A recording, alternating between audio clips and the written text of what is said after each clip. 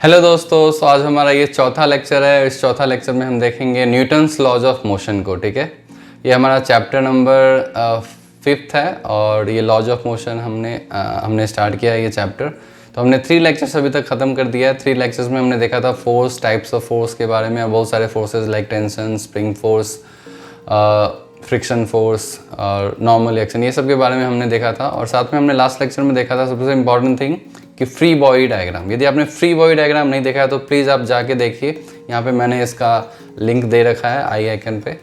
तो आप free body diagram की लेक्चर देखिए, तब आपको ये चैप्टर अच्छी तरह से समझ में आएगा। यदि आप चैनल पे न्यू हैं तो प्लीज़ डू सब्सक्राइब, ये मेरे को मोटिवेशन मिलता है और आपको साथ में नोटिफिकेशन भी आपको जल्दी ही पहुँच जाएगा जैसे मैं वीडियो अपलोड करता हूँ। तो ठीक है, तो चलिए आज का हम लेक्चर स्टार्ट करते हैं। आज का हमारा टॉपिक है Newton's laws of motion. Basically 3 laws of motion के बारे में हम आज पढ़ेंगे ब्रीफ। और मैंने बताया था इस चैप्टर में मैक्सिमम क्वेश्चंस आपको करना होता है सेकेंड लॉ पे ही। सेकेंड लॉ पे मैक्सिमम न्यूमेरिकल्स वगैरह बनते हैं। तो सेकेंड लॉ का हम काफ़ी डिटेल में देखेंगे और उससे रिलेटेड प्रॉब्लम्स हम आगे के लेक्चर में भी करेंगे। तो चलिए हम बारी बारी से हर एक लॉ को समझ लेते हैं पहले कि क्या है वो। न्यूटन्स फर्स्ट लॉ क्या है, न्यूटन्स सेकेंड लॉ क्या है और थर्ड लॉ क्या है। तो चलिए आज का लेक्चर स्टार्ट करते हैं। तो आज का हमारा टॉपिक है न्यूटन्स लॉज ऑफ मोशन।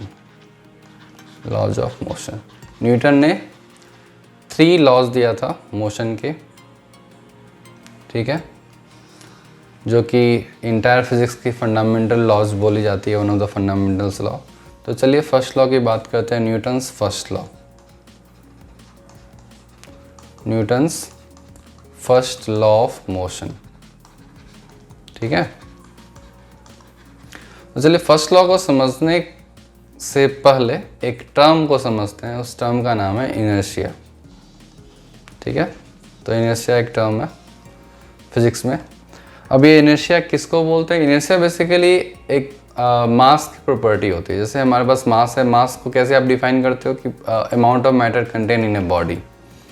तो उसकी एक प्रॉपर्टी होती है जिसको हम बोलते हैं इनर्शिया, और समहाउ ये वो प्रॉपर्टी इस लॉ से लिंक्ड है, ठीक है। तो उस प्रॉपर्टी को समझते हैं।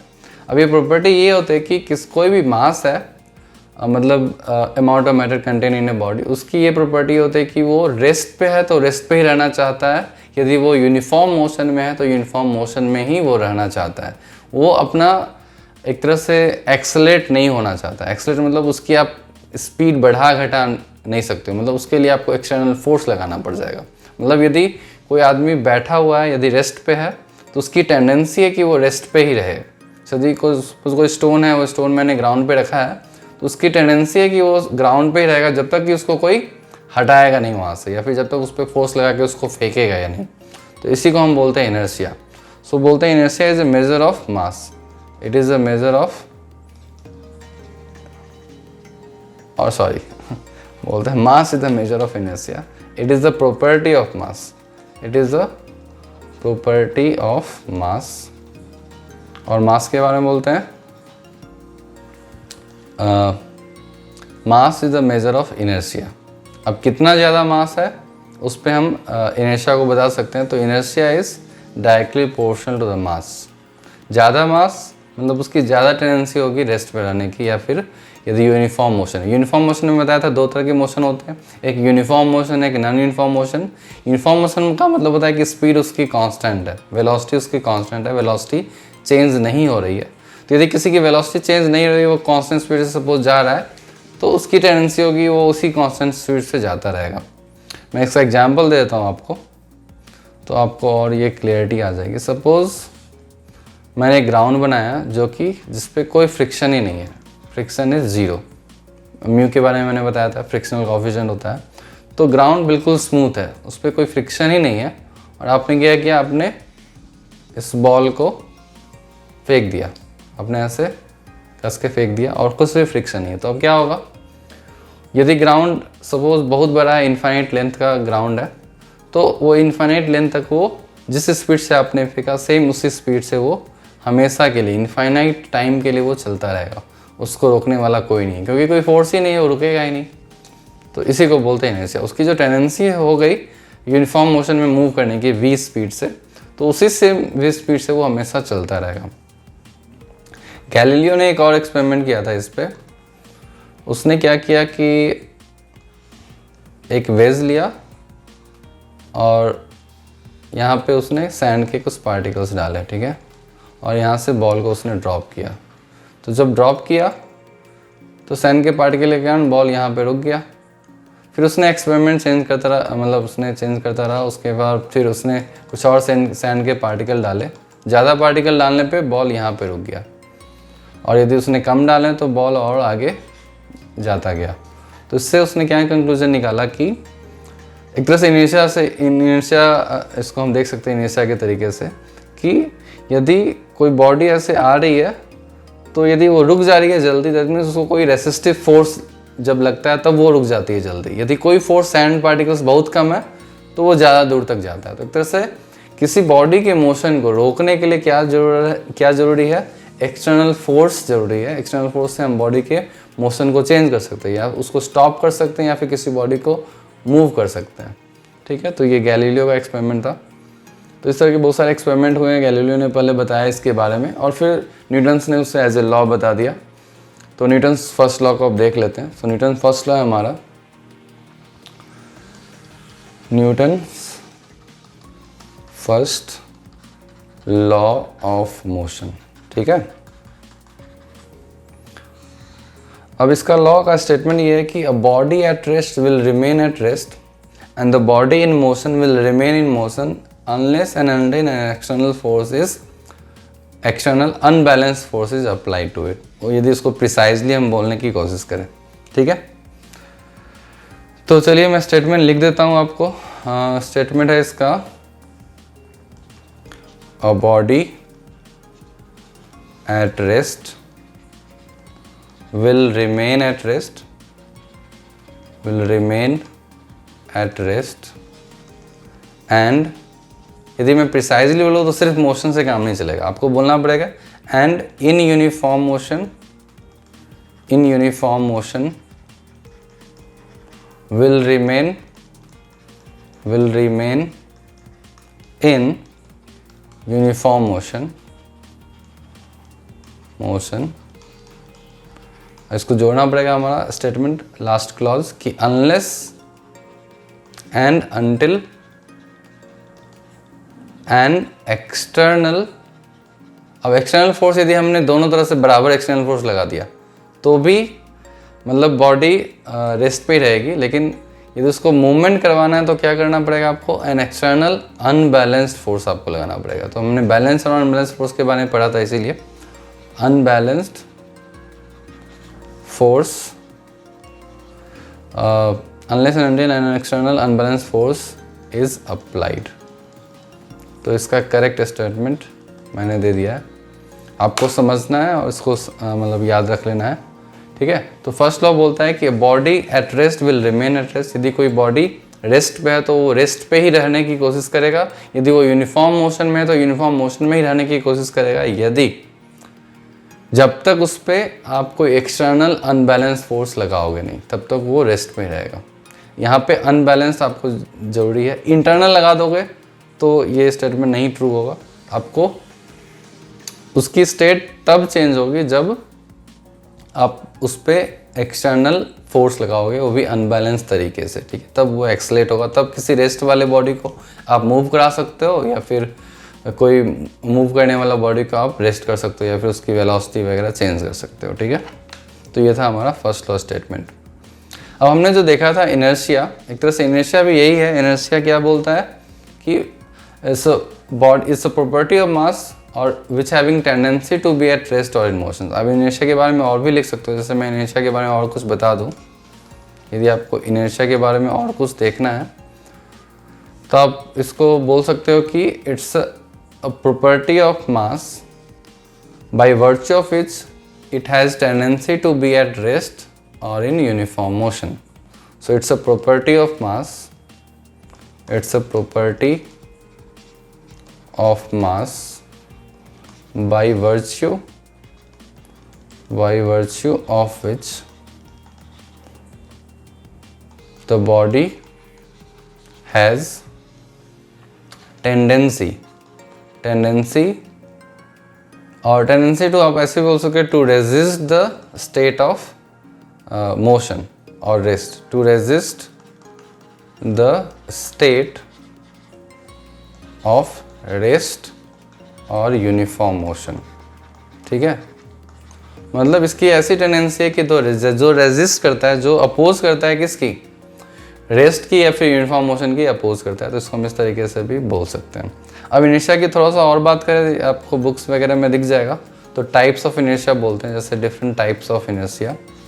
ठीक है, तो फर्स्ट बोलते हैं inertia of rest, inertia of rest, और सेकेंड टाइप बोल देते हैं inertia of motion, inertia of motion, और थर्ड बोल देते हैं इनर्शिया ऑफ डायरेक्शन। ऐसे ही उस टाइम पास है ये इनर्शिया ऑफ डायरेक्शन, उसको उतनी जानने की ज़रूरत नहीं है। इनर्शिया ऑफ रेस्ट का मतलब हुआ कि बॉडी, मतलब जब कोई बॉडी रेस्ट पे है तो उसकी हम बात करें। इनर्शिया ऑफ मोशन वो यूनिफॉर्म मोशन में। इनर्शिया ऑफ डायरेक्शन का मतलब हुआ कि यदि बॉडी किसी एक डायरेक्शन में मूव करी है तो उसके डायरेक्शन को चेंज करने के लिए भी मतलब आपको एक्सटर्नल फोर्स लगाना पड़ेगा। ठीक है, तो उसको बोलते हैं इनर्शिया ऑफ डायरेक्शन। अब चलिए फर्स्ट लॉ में कुछ एग्जांपल्स देख लेते हैं। तो examples of first law, examples of Newton's first law. ठीक है, आपने क्लास 9th में भी इसको पढ़ाई होगा। तो एक मैं पहला एग्जांपल लूँ, यदि कैरम आप देखते हो, कैरम आप खेलते हो और आपके पास स्ट्राइकर है, यहाँ पे स्ट्राइकर है, सपोज आप स्ट्राइकर से मार रहे हो और बीच में बहुत सारे स्टैक्स पे पड़े हैं। तो अभी आप नीचे वाले गोटी को आप यदि मारते हो तो क्या होता है, ऊपर वाला स्टैक बिल्कुल नीचे आ जाता है। ऐसा आपने फील किया होगा, यदि आपने ज़्यादा फोर्स लगाया बिल्कुल ऐसे डिस्प्लेस हो जाता है।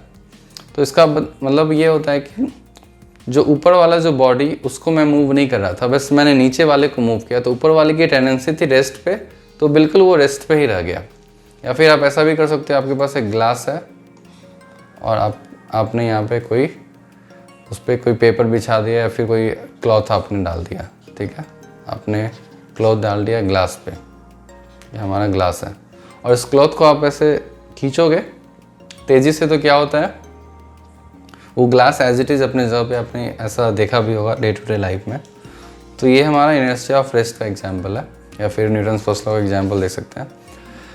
सेकेंड है इनर्शिया ऑफ मोशन का, यदि हम देख लेते हैं तो इनर्शिया ऑफ रेस्ट का एक और एग्जांपल मेरे को याद आ रहा है। जैसे आप बस में बैठे हो सपोज, ठीक है, आप बस में बैठे हो या फिर बस में खड़े हो सपोज, और अचानक से बस चलने लगती है, तो क्या होता है, अचानक से आपका जो लेग था जो बस से अटैच था वो अचानक से मूव करने लगा। तो लेग तो आपका मोशन में आ गया, लेकिन आपकी अपर बॉडी जो रेस्ट में ही रहना चाहती है तो वो क्या होता है, वो पीछे चला होता है। तो आपकी ये तो मूव कर गई, लेकिन ये आपको एज इट इज़ ये रहना चाहता है, ये इसके साथ मूव नहीं किया, तो इसलिए आपको फील होता है कि ये आपने पीछे चला गया। इसको हम आगे भी एक्सप्लेन करेंगे शैडो फोर्स की मदद से। तो ये हमारा एक एग्जाम्पल है।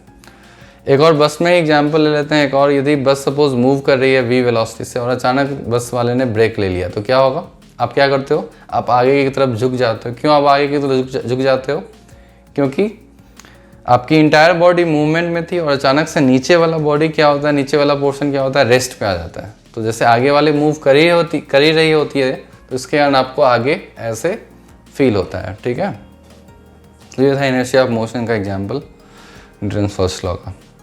डायरेक्शन में भी यदि मैं एग्जाम्पल लूँ तो डायरेक्शन में यदि आप कार में बैठे हो, अचानक से काफ़ी शार्प टर्न यदि लिया जा रहा है तो आपको क्या फील होगा, आपको कुछ फील होगा कि आप उस अपोजिट डायरेक्शन में आप ऐसे मूव कर रहे हो। तो ये सब सारे एग्जाम्पल्स आप मतलब नोट डाउन कर सकते हो न्यूटन्स फर्स्ट लॉ की। ठीक है, तो ये तो हमारा न्यूटन्स फर्स्ट लॉ के बारे में हुआ। तो चलिए अब सेकेंड लॉ को समझते हैं, Newton's second law of motion. So Newton's second law of motion. ठीक है, अब इस सेकेंड लॉ को समझने के लिए आपको एक और टर्म को जानना जरूरी है, जिसको हम बोलते हैं मोमेंटम। जैसे आपने देखा कि फर्स्ट लॉ को समझने के लिए एक टर्म हमें इंपॉर्टेंट लगा इनर्शिया, तो हमने इनर्शिया को समझ लिया पहले। वैसे ही न्यूटन सेकेंड लॉ को समझने के लिए एक हमारा टर्म फिजिक्स में आएगा जिसको हम बोलते हैं मोमेंटम। एक क्वांटिटी है फिजिक्स की, जो कि काफ़ी इंपॉर्टेंट क्वांटिटी, इसको हम p से रिप्रेजेंट करते हैं, स्मॉल p से रिप्रेजेंट करते हैं, ठीक है। और ये एक वेक्टर क्वांटिटी है, ठीक है। स्मॉल p से रिप्रेजेंट करेंगे और इट्स वेक्टर क्वांटिटी, इसकी डायरेक्शन और मैग्नीट्यूड भी होती है।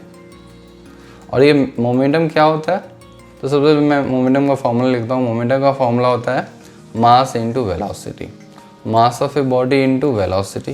तो आप इसकी SI यूनिट भी निकाल सकते हो। इसका SI यूनिट क्या होगा, इसका SI यूनिट kg मीटर पर सेकेंड, ठीक है। तो ये हमारा मोमेंटम है। अब ये क्यों डिफाइन किया गया, इसका क्या सिग्निफिकेंस है? सिग्निफिकेंस है कि ये प्रोडक्ट ऑफ मास और वेलोसिटी को डिफाइन किया गया है कि किसी बॉडी में एक तरह से कितनी एनर्जी है, उसको हम मोमेंटम बोल देते हैं, ठीक है। क्योंकि एक तरह से ये मोमेंटम इक्विवेलेंट टू एनर्जी। आप आगे वर्क एनर्जी चैप्टर में पढ़ोगे तो मोमेंटम का मतलब ही होता है कि एक तरह से body is having some energy, क्योंकि उसके पास मास है और वेलोसिटी है। तो मास वेलोसिटी का सिग्निफिकेंस हम इस चैप्टर में देखेंगे कि इस मोमेंटम को यदि हम चेंज करते हैं तो एक तरह से हमें कुछ फोर्स लगाना पड़ेगा इस मोमेंटम को चेंज करने के लिए, ठीक है। तो ये हमारा मोमेंटम है। मोमेंटम का आपको थोड़ा बहुत क्लियर हो गया। और यहाँ पे एक और टर्म है कि चेंज इन मोमेंटम। तो यहाँ यदि मैं लिखूँ change in momentum, what is the meaning of change in momentum? अब किसी भी क्वांटिटी के चेंज इन मोमेंटम या फिर किसी भी क्वांटिटी का चेंज फिजिक्स में हम डेल्टा वो क्वांटिटी रिप्रेजेंट करते हैं। तो इसका सिंपल डेल्टा पे क्या हो जाएगा कि final momentum minus initial momentum. मतलब ये ऑब्वियसली किसी भी क्वांटिटी का चेंज इन पोजीशन क्या हो जाता है, final position minus initial position.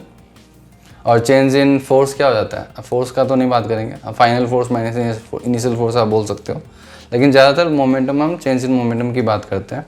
तो final momentum minus initial momentum. अब momentum of a system, suppose हमारा एक मास है m1 और m1 किस स्पीड से मूव कर रहा है, 10 मीटर पर सेकेंड से। और हमारा एक और दूसरा मास है m2, वो मूव कर रहा है 20 मीटर पर सेकेंड से, ठीक है। तो दोनों की मोमेंटम क्या हो जाएगी, सपोज m1 की वैल्यू 1 kg है और m2 की वैल्यू 2 kg है। तो टोटल मोमेंटम यदि आपसे पूछ दिया तो टोटल मोमेंटम आप क्या करोगे, इसकी मोमेंटम प्लस इसकी मोमेंटम आप ऐड कर दो, ठीक है। तो 1 × 10 प्लस 2 × 20, तो आपका कितना आ गया 50 kg मीटर पर सेकेंड। तो इसका मैग्नीट्यूड गया। इसको आप यदि वेक्टर फॉर्म में लिखोगे तो मोमेंटम क्या लिखोगे 50 I कैप kg मीटर पर सेकेंड। तो ये इसका मोमेंटम हो गया। अब मोमेंटम की और हम चर्चा करेंगे आगे में, कंजर्वेशन मोमेंटम ये सब आएगा।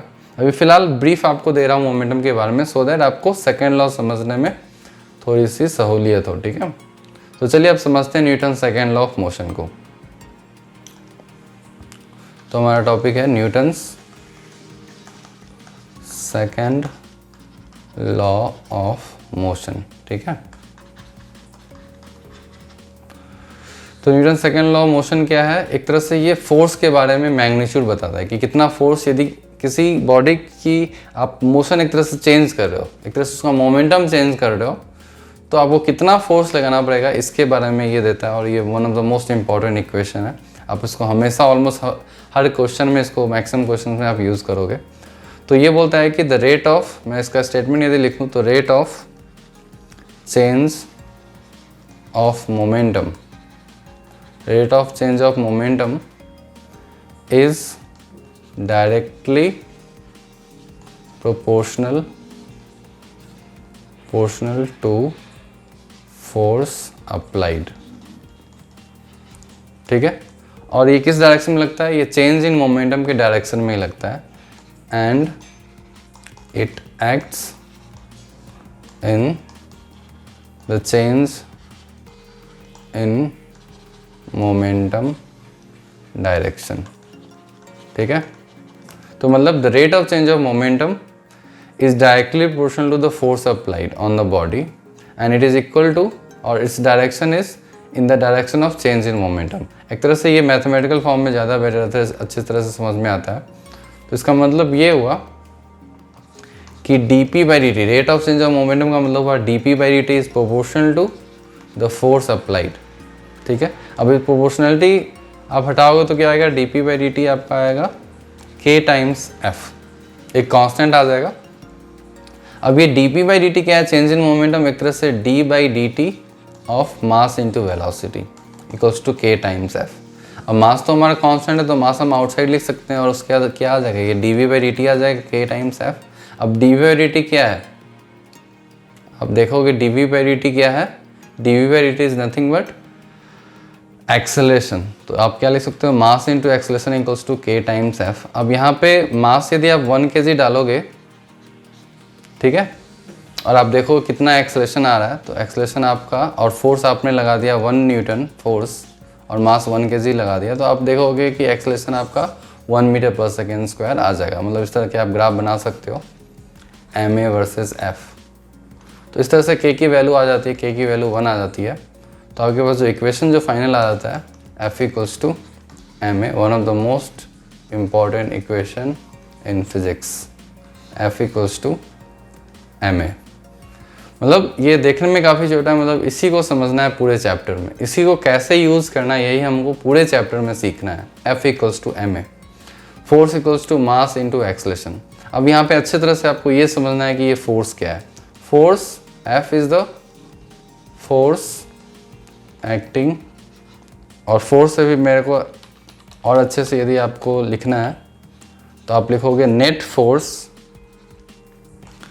एक्टिंग ऑन ए सिस्टम, ठीक है। ये इसका इसी मतलब एक तरह से ये F, M और A को ही आप अच्छे से समझ जाओगे तो आप आसानी से क्वेश्चन सॉल्व कर सकते हो। वैसे क्वेश्चन सॉल्व धीरे धीरे आपको समझ में आता जाएगा, जब आप क्वेश्चन को सॉल्व करोगे तो और अच्छे से समझ में आएगा। तो net force acting on A system, अब ये F इक्वल्स टू में किसी भी डायरेक्शन में लगा सकते हो। Net force acting in x direction equals to mass into acceleration in x direction, या फिर net force acting in y direction equals to mass into acceleration in y direction, या फिर नेट फोर्स आप vector form में लिख दो equals to mass into acceleration आप vector form में लिख दो। इस तरह से आप क्वेश्चन को सॉल्व कर सकते हो, ठीक है।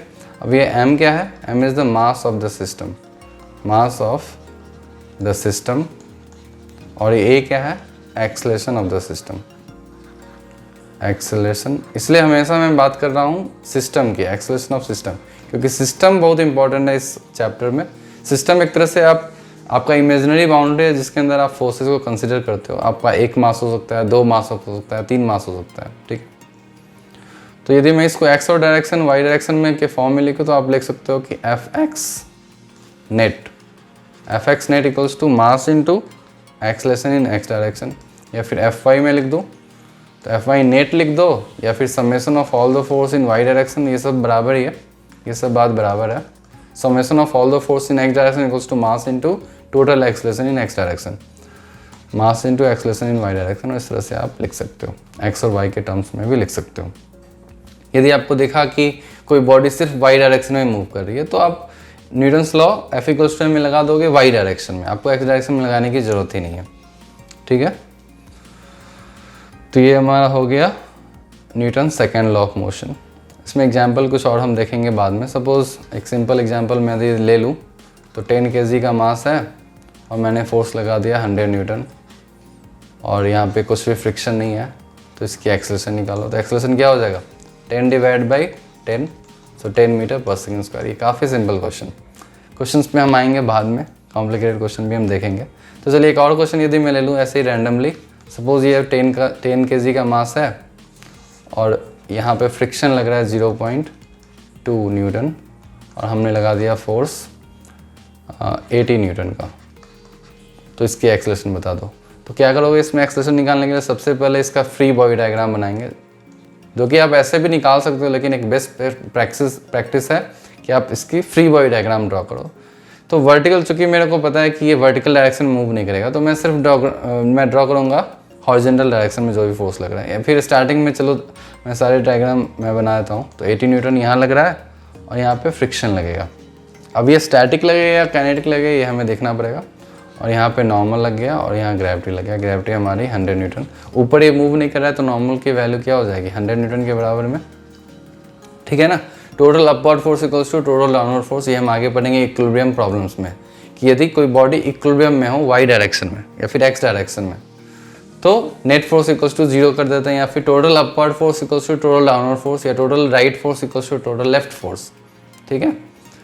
तो इसलिए हमने नॉर्मल एक्शन को 100 लिख दिया। और फ्रिक्शन का मैक्सिमम वैल्यू पहले हम निकालेंगे। स्टैटिक फ्रिक्शन की मैक्सिमम वैल्यू क्या होती है, म्यू इंटू एन, और म्यू हमारा 0.2 है और नॉर्मल एक्शन 100 है, तो हमें मैक्सिमम वैल्यू आ गई 20 न्यूटन, मतलब ग्राउंड की कैपेसिटी है कि 20 न्यूटन फ्रिक्शन फोर्स लगा सकता है। अब देखो 80 न्यूटन लग रहा है तो ग्राउंड इसकी मैक्सिमम वैल्यू लगाएगी, 20 लगाएगी। आप इसका एक्सेलरेशन कैलकुलेट कर सकते हो।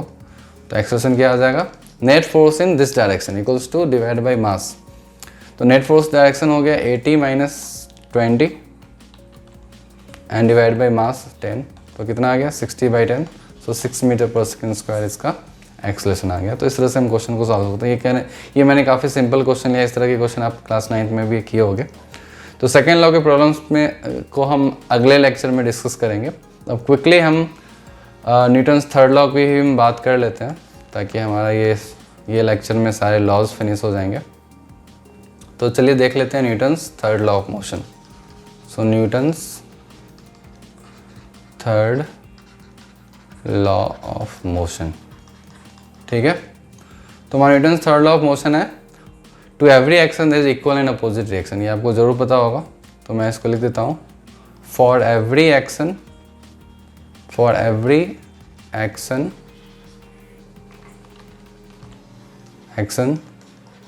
There is an equal and opposite reaction. Maximum पे आप ये देखोगे स्टेटमेंट, मगर ये स्टेटमेंट गलत है। For every action there is an equal and opposite reaction, सिर्फ यहाँ तक ये स्टेटमेंट ट्रू नहीं है, आपको आगे भी कुछ क्लॉजेज ऐड करने होंगे, ठीक है। क्या क्लॉजेज आपको ऐड करना होगा कि for every action there is an equal and opposite reaction provided, and that is very important, इसको ही लोग मिस कर जाते हैं। Provided the both action and reaction force. सबसे पहले ये एक्शन रिएक्शन क्या है, ये फोर्सेज है, फोर्सेज को बता रहा है। तो both action and reaction forces acts, काफ़ी इंपॉर्टेंट वर्ड है, एक्ट साइमल्टेनियसली। साइमल्टेनियसली मैं इसको एक्सप्लेन करता हूँ।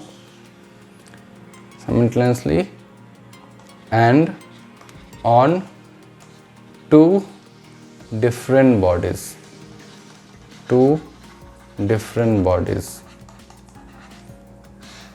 बिना इसके ये स्टेटमेंट गलत है।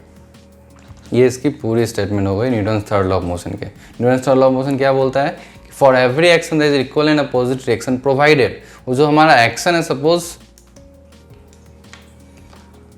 मैंने इसको मारा, अपने एक हथेली से दूसरे हथेली पे मैंने मारा, ठीक है। तो हमारा ये एक्शन था। रिएक्शन इसका क्या हुआ कि हमारे इस हथेली ने भी हमारे इस हथेली को सेम टाइम पे मारा अपोजिट डायरेक्शन में। तो इसमें लिखा भी है it acts on two different bodies. और एक्शन रिएक्शन ये हमेशा इक्वल एंड अपोजिट डायरेक्शन में होता है। तो हमारा एक्शन सपोज मैंने 10 न्यूटन से मारा, तो इसने भी 10 न्यूटन से इमीडिएटली मारा होगा ऊपर, ठीक है। यदि हमने किसी को झापड़ मारा सपोज, तो लोग रिएक्शन बोलते हैं कि उसने भी झापड़ मारा। ये रिएक्शन नहीं है, ये दूसरे मतलब जनरल नेटिव लैंग्वेज में ये रिएक्शन है। एक्चुअल रिएक्शन होता है कि सपोज आपने किसी को झापड़ मारा, तो एट द सेम टाइम उसके चिक्स ने भी आपके गाल पे, आपके इस हाथ पे मारा होगा, नॉर्मल रिएक्शन लगाया होगा एट द सेम टाइम। ये हुआ एक्चुअल रिएक्शन। तो एक्शन और एट द सेम टाइम इसने आपको भी आपके हाथ पे चोट लगाया होगा, जो कि चूँकि सॉफ्ट है थोड़ा सा, तो इसने जो मारा वो थोड़ा कम लगता है इस पर ठीक है। तो आप इसको एग्जाम्पल ऐसे ले सकते हो, सपोज सामने एक ब्रिक वॉल है, और इस ब्रिक वॉल पे सपोज यहाँ पे मैं बताता हूँ, सपोज ये ब्रिक वॉल है और यहाँ पे आप अपने उंगलियों से या फिर ऐसे अपने फिस्ट से आप एक मारते हो, तो क्या होता है एट द सेम टाइम दीवार भी आपके फिस्ट पे फोर्स लगाती है, सेम इक्वल फोर्स। सो इसमें लिखा हुआ है साइमल्टेनियसली बोथ एक्शन रिएक्शन हमेशा एक साथ लगता है एट द सेम टाइम और ऑन टू डिफरेंट बॉडीज। यदि मेरा ये हैंड है तो वो वॉल है, यदि मेरा ये है तो ये चिक, और ये हमेशा वो दो डिफरेंट बॉडीज़ पे लगता है। तो जैसे ही आपने लगाया तो उसने भी सेम फोर्स आपको लगाया, तभी आपको ये दर्द फील होता है, क्योंकि उसका आपको फोर्स लगाया। तो ये है Newton's third law of motion. तो इस तरह से मैंने एग्जाम्पल दे दिया, तो आई थिंक आपको समझ में आ गया होगा। तो चलिए आज के लेक्चर में इतना ही। हम आगे के लेक्चर में बात करेंगे प्रॉब्लम्स ऑन सेकेंड लॉ, तो जो कि वो मोस्ट इंपॉर्टेंट टॉपिक है। तो ये मैंने फंडामेंटल्स दे दिया, ये सारे थ्योरेटिकल चीज़ें थी। फर्स्ट मतलब 3 क्लासेस में, एक तरह से हमारा 3 क्लासेस हुआ है, आई थिंक 4 क्लास हुआ है टोटल अभी तक। तो ठीक है, हम आगे के लेक्चर में बात करेंगे। तो चलिए मिलते हैं नेक्स्ट क्लास में।